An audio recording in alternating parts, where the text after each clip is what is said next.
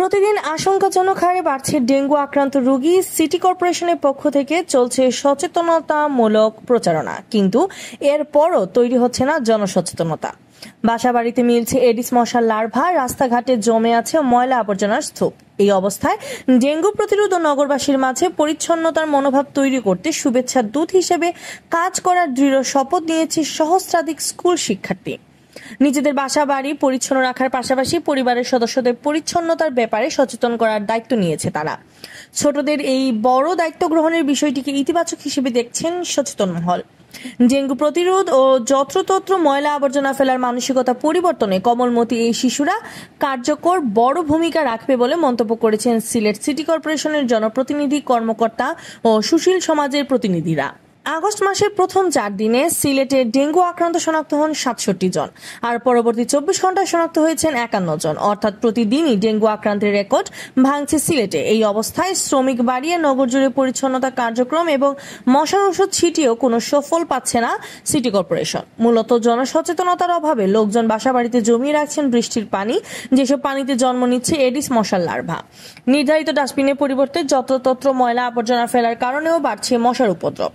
এছাড়া ছড়া খালে আবর্জনা ফেলার কারণে অল্প বৃষ্টিতে নগর জুড়ে তৈরি হচ্ছে জলাবদ্ধতা। প্রচারণা অভিযান চালিয়েও জনসচেতনতা তৈরিতে ব্যর্থ হয়েছে সিটি কর্পোরেশন। এই অবস্থায় ব্যতিক্রমে উদ্যোগ নিয়েছে সিলেট এসএসসি মিলেনিয়াম ব্যাচ নামে একটি স্বেচ্ছাসেবী সংগঠন। সিলেট সিটি কর্পোরেশন ও সিলেট জেলা প্রেস ক্লাবের সহযোগিতায় তারা ডেঙ্গু প্রতিরোধ ও পরিচ্ছন্নতার ব্যাপারে জনসচেতনতা সৃষ্টির কাজে তারা শুভেচ্ছা দূত হিসেবে নিযুক্ত করেছে স্কুলের কোমলমতি শিক্ষার্থীদের। পাইলট প্রকল্প হিসেবে তারা বেছে নিয়েছে সিলেট মহানগরীর 20 নম্বর ওয়ার্ডকে। রবিবার দুপুরে ওই ওয়ার্ডের সৈয়দ হাতিম আলী উচ্চ বিদ্যালয়ের শিক্ষার্থীদের নিয়ে তারা শুরু করেছে জনসচেতনতামূলক কার্যক্রম। শুরুতে ডেঙ্গু প্রতিরোধ ও পরিচ্ছন্নতার ব্যাপারে সচেতন করা হয় স্কুলের 1300 শিক্ষার্থীকে। এরপর শিক্ষার্থীরা দায়িত্ব নেন 3 দিনের মধ্যে নিজেদের বাসাবাড়ি ও আঙিনা পরিচ্ছন্ন করার। এডিস মশার ডিম পাড়তে পারে এমন সকল স্থান পরিচ্ছন্ন করে তারা নিজেদের বাসার দরজায় লাগাবেন আবর্জনা মুক্ত আমার আঙিনা, নির্মূল করেছি ডেঙ্গুর আস্তানা লেখা স্টিকার।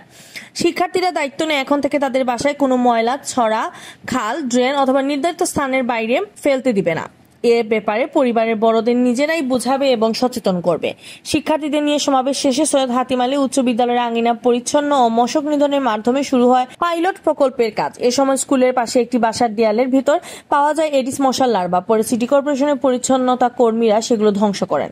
এ প্রসঙ্গে সিলেট এসএসসি মিলেনিয়াম ব্যাচের সমন্বয়ক আমজাদ হোসেন চৌধুরী বলেন, সিলেট সিটি কর্পোরেশন ও জেলা প্রেস ক্লাবের সহযোগিতায় আমরা পাইলট প্রকল্প হিসেবে 20 নং ওয়ার্ডে কাজ শুরু করেছি। আগামী 3 মাস আমরা এই ওয়ার্ডে কাজ করব। সপ্তাহে 5 দিন ওয়ার্ডের প্রতিটি পাড়া মহল্লা পরিচ্ছন্নতা কার্যক্রম ও 2 দিন মশক নিধনের ঔষধ ছিটানো হবে।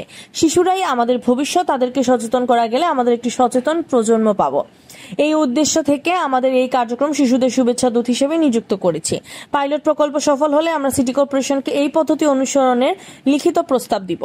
20 নং ওয়ার্ডের কাউন্সিলর আজাদুর রহমান আজাদ বলেন, নগরবাসীকে অনেকভাবে সচেতন করার চেষ্টা করা হয়েছে, কিন্তু যত্রতত্র ময়লা ফেলার মানসিকতা পরিবর্তন করা যাচ্ছে না। শিশুদের নিয়ে তাদের পরিবার সচেতন করার পরিকল্পনাটি খুবই চমৎকার ও কার্যকর হবে বলে আমি মনে করি। সিলেট সিটি কর্পোরেশনের প্রধান স্বাস্থ্য কর্মকর্তা ডক্টর জাহিদুল ইসলাম বলেন, একটি পরিবারের সবচেয়ে বেশি স্পর্শকাতর সদস্য হচ্ছে শিশুরা। তারা যখন কোনো বিষয়ে বায়না ধরে তখন পরিবারের বড়রা তা মানতে বাধ্য হন। আজকে যেসব শিশু শুভেচ্ছা দূতের দায়িত্ব নিয়েছে, যখন তারাই পরিবারে গিয়ে পরিষ্কার পরিচ্ছন্নতার ব্যাপারে সবাইকে সচেতন থাকতে বলবে, তখন অবশ্যই এর ইতিবাচক ফল আসবে।